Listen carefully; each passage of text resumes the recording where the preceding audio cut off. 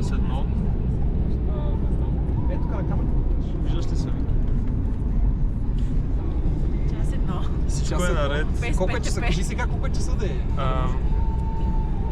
Ама 7 без 10. Всичко е точно за сега. Хайпа още е силен. Сега го насочи на мен. Моля те, гледай. Добре, вече сме професионални блогъри. И да, следващата локация Загреб, защото Крис не иска да спира. Ще се опикаем тук. Чакай, не, няма, Ти не. запика. Така че, окей. Добре, Първо трябва да ги изпиете обаче. ще се видим на втори час. Сигурно. Какво ще видео? Не?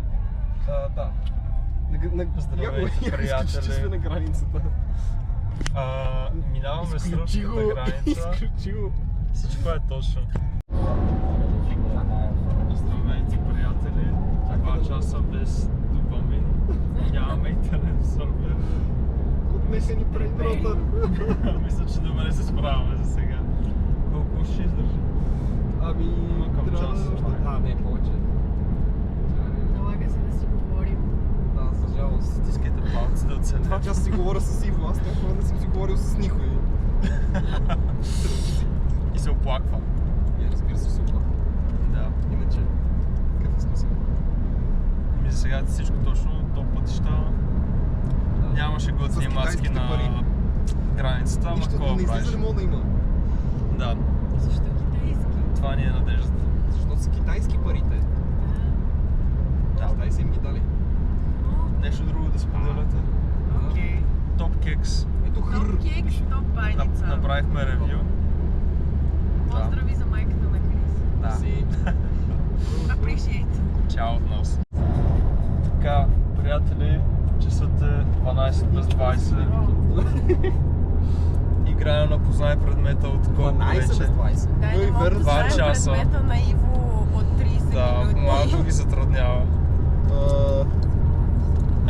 Да, всичко е точно, така влизаме в Хърватия. Great success.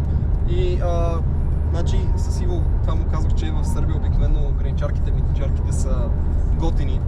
Да, сега имахме късмет. Ама сега хърватката беше готина, така че great success. И даже тя ни спря. Тя ни спря, Не, да. ние при нея.